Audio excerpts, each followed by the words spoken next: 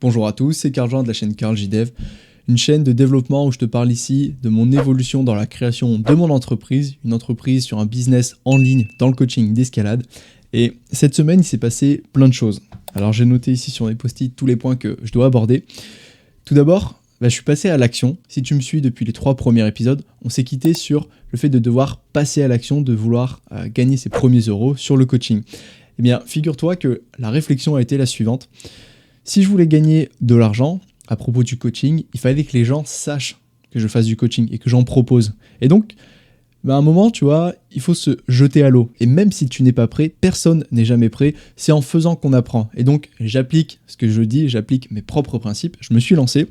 Et dans la dernière vidéo, donc celle sur la force critique et celle sur l'analyse d'un 7C+, on va aller dessus directement, tu vas voir. Je parle directement en fait de coaching pour celles et ceux qui aimeraient le faire. Donc ça y est, je viens de retomber sur la vidéo qui s'appelle Je teste ma force max. Donc j'ai coupé le son, mais ici j'annonce en fait le fait de vouloir proposer des services de coaching pour les personnes qui aimeraient tout simplement progresser davantage en escalade. Donc c'est une annonce que j'ai fait publiquement. Elle n'a vu que 542 vues, donc c'est pas énorme, on est d'accord, mais forcément c'est un sport de niche. Et j'ai fait également une deuxième annonce sur la dernière vidéo, celle qui a fait 1100 vues que tu peux voir. Et donc là où c'est intéressant, au début j'avais un peu peur de ne pas recevoir de messages, je me disais que personne ne serait intéressé par ça. Et en passant à l'action, donc j'en ai parlé directement sur YouTube, mais j'ai également indirectement parlé de tout ça sur mon compte Instagram, donc Betagrimp avec ses 12 000 followers, où j'ai changé ma bio, de sorte à ce que les gens puissent voir, en tout cas de manière visible, que je propose du coaching. J'ose pas encore le faire directement et l'annoncer sur un post, sur un réel comme là j'ai l'habitude, mais ça ne saurait tarder. Je me suis dit d'abord, il vaut mieux que tu passes sur un public qui est vraiment ciblé, niché, donc ta chaîne YouTube, et par la suite tu viendras en parler sur Instagram. Donc c'est ce que j'ai fait.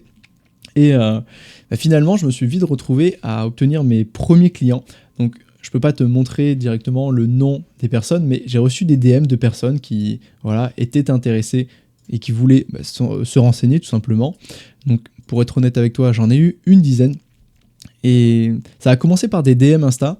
Et très vite, j'ai dû m'organiser, trouver une façon de procéder qui allait me permettre, je dirais, d'automatiser un petit peu ce processus et surtout de m'y retrouver.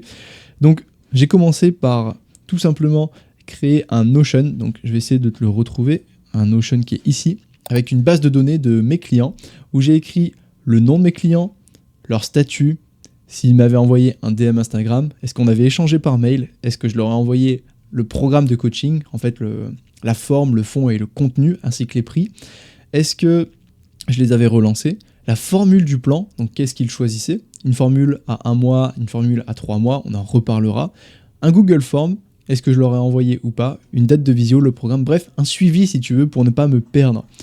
Et au-delà de ce petit planning, je me suis dit, mince, maintenant que les personnes veulent se faire coacher, là maintenant, il va falloir délivrer ce coaching. Et donc, j'ai dû commencer à créer un Google Form, donc je ne savais pas du tout comment faire pour créer un questionnaire. Mais écoute, c'est pas très compliqué, tu vas juste sur Google, tu vas dans Google Form et c'est assez intuitif. Donc je l'ai appelé demande de coaching. Et ici en fait tu as tout un tas de questions qui me permet moi d'en apprendre un peu plus sur les besoins de la personne, sur ses ressources et sur ses contraintes.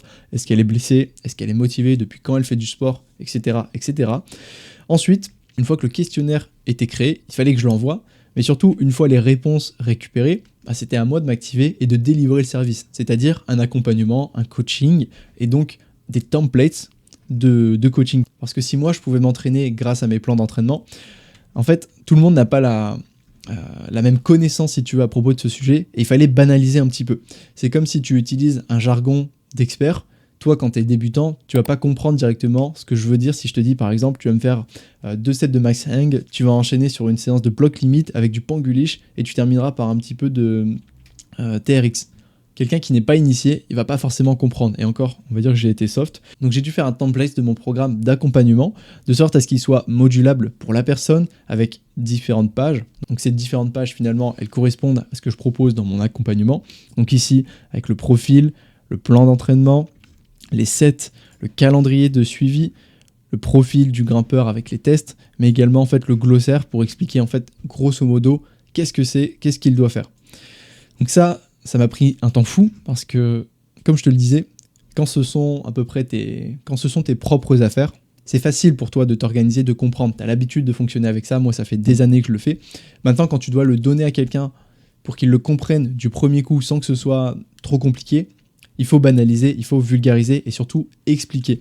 Donc à tout cela, après le Google Form, je me suis dit qu'il fallait forcément faire un premier contact, une visio.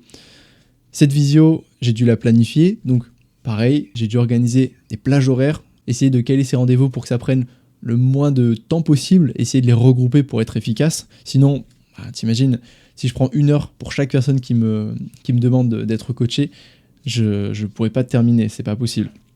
Finalement, avant de proposer donc, ce template de programmation, le questionnaire et autres, les personnes, j'ai dû aussi les contacter par mail. Donc le process, il est le suivant. Les personnes commençaient à me DM sur Instagram. Je leur demandais est-ce qu'ils étaient réellement intéressés par le coaching. Donc je leur donnais quelques billes, je leur donnais quelques informations. Mais pour aller plus loin, qu'il valait mieux me contacter par mail. Et donc là, c'est à peu près toutes les personnes qui m'ont contacté par mail pour avoir du coaching. Et je leur envoyais, moi, un message type, si tu veux, sur ce que comprenaient mes services de coaching. Et au tout début, je faisais ça à la main. Et puis je me suis vite rendu compte que c'était tellement chronophage que je ne pouvais pas fonctionner de cette manière. Il a fallu que je crée des messages types, des messages où je pouvais juste copier-coller le bilan de la formation, ce qu'elle contenait, la forme, et si j'avais quelque chose à rajouter ou non, je pouvais le faire en fonction de la demande du client. J'avais également créé un message type sur Instagram pour pouvoir relancer la personne et un message pour accéder à la visio. Donc ça, tu vois, c'est des choses que je n'avais pas prévues au préalable, qui se sont développées au fur et à mesure que j'en ai éprouvé le besoin.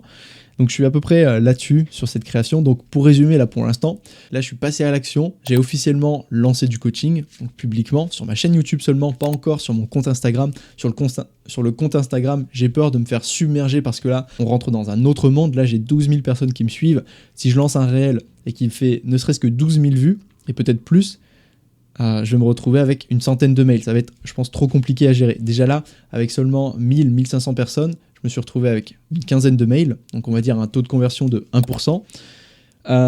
C'était beaucoup. Enfin, c'était beaucoup. C'est beaucoup dans le sens où j'ai dû mettre en place ces services de coaching, le template, le questionnaire, le Google Form, donc les visios, les rendez-vous, l'organisation sur Notion. Ça m'a pris beaucoup de temps. Ça m'a pris beaucoup de temps et ça me prend encore beaucoup de temps. Heureusement, une fois que c'est fait, c'est beaucoup plus facile. Le process est en cours. Donc si tu me suis et que tu perds pas le nord jusqu'ici, une fois que le mec il m'a DM, qui m'a contacté par mail, que je lui ai envoyé le programme, qu'il était intéressé et donc qu'il m'a payé, tu peux te demander comment il m'a payé, sous quelle forme. Et ben je me suis posé également cette question. Comment je devais me faire payer? Est-ce que je devais me faire payer par PayPal, par Lydia, par Stripe, par virement bancaire?